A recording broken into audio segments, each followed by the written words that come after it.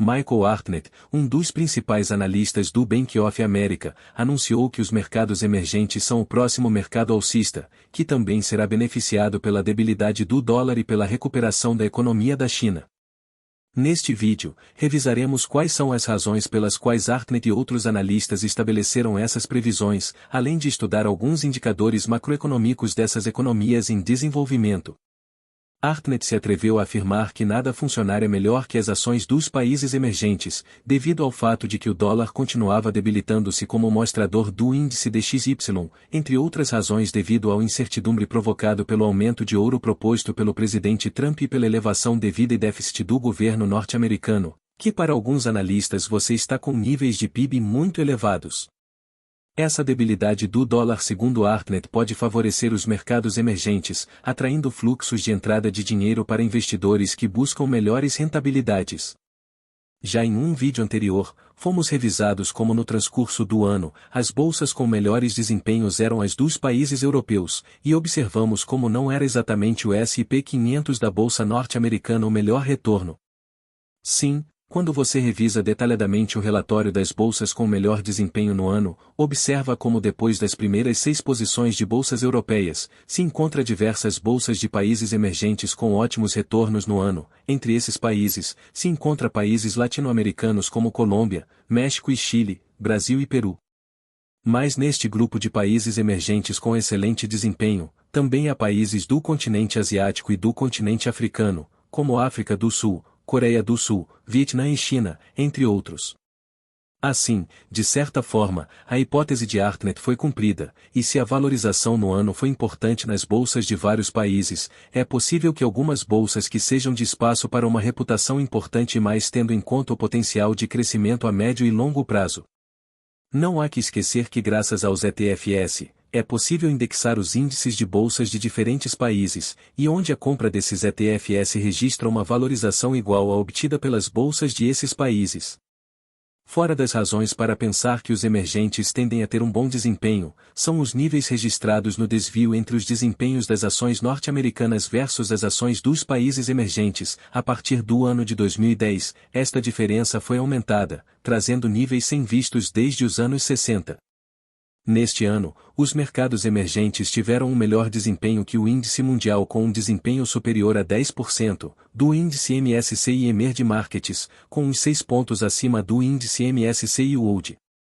Outros analistas, como Franklin Templeton, qualificaram o aluguel variável de países emergentes como infravalorado e subestimado. De fato, o índice iShares MSCI Emerging Markets ex-China, com seu ETF AMXC, e tiveram uma valorização superior a 8% no ano, por volta do S&P 500. A equipe da Templeton afirma que em períodos de debilidade do dólar como o real, em geral, é uma mudança de ciclo, onde as ações dos países emergentes tendem a superar as ações globais. Outros analistas como Dan Lefkowitz de Morningstar, mostraram como nos últimos 15 anos o índice Morningstar de mercados emergentes, que incluem mais de 3.500 ações principalmente da Ásia e América Latina, tiveram baixos rendimentos, com apenas um 83% de rendimento acumulado entre os anos 2010 e 2024, enquanto o índice Morningstar do mercado estadunidense quase se sextuplicou. Se bem que uma parte dessa divergência deve-se a que um conjunto de empresas norte-americanas inclua as 7 magníficas do setor tecnológico, que têm sido extraordinariamente rentáveis, com um rápido crescimento, dominando o panorama de inversão global por mais de uma década. Outro indicador dessa divergência é visto na participação das ações estaduais unidenses no índice Morningstar Global, que passou de 40% no ano de 2009 para 64% no final de 2024. Parte desse comportamento foi devido à fortaleza do dólar em relação a outras divisões. Depois de ter tocado fundo no ano de 2014, a divisão norte-americana registrou uma valorização contínua por mais de 10 anos. Essa fortaleza foi invertida em outros mercados sem ser rentável, como o índice Morningstar da Índia, que registrou uma excelente rentabilidade anual, prometendo 13% entre os anos de 2010 a 2024, mas ao fazer a conversão em dólares, essa rentabilidade é de apenas 8,3%. Outras causas do baixo desempenho das ações de mercados emergentes incluem o colapso dos preços das commodities, o conflito entre a Ucrânia e a Rússia e a instabilidade política na China e no Brasil.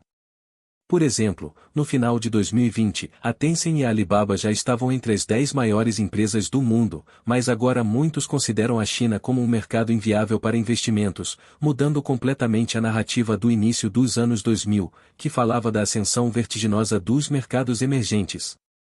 As avaliações também revelam potencialmente oportunidades em mercados emergentes, visto que os mercados emergentes vêm sendo negociados com um desconto significativo em relação às ações dos Estados Unidos há vários anos. Como pode ser visto na figura, a relação preço-lucro no final do ano atingiu uma das maiores divergências, com os mercados emergentes apresentando uma média de 14 vezes, em comparação com cerca de 26 vezes para o mercado de ações dos Estados Unidos. Mas nem sempre foi assim. Entre 2000 e 2009, o mercado norte-americano viveu uma década perdida, enquanto os mercados emergentes, por outro lado, foram um dos ativos mais atraentes. Durante esse período, observou-se o chamado superciclo das commodities, impulsionado pelo crescimento econômico da China. Mas Dan Lefkowitz explica como o desconto nos preços e múltiplos dos mercados emergentes se deve, em grande parte, ao seu maior risco. No entanto, para Lefkowitz, há vários motivos para acreditar que os mercados emergentes possam continuar sua recuperação. Por um lado, o enfraquecimento do dólar e a perspectiva de as ações norte-americanas ficarem aquém das expectativas muito altas devido ao crescimento econômico mais lento. Além disso, entre os motivos para a melhora das perspectivas para os mercados emergentes está o aumento do crescimento econômico e dos lucros de empresas em países como Índia e Indonésia.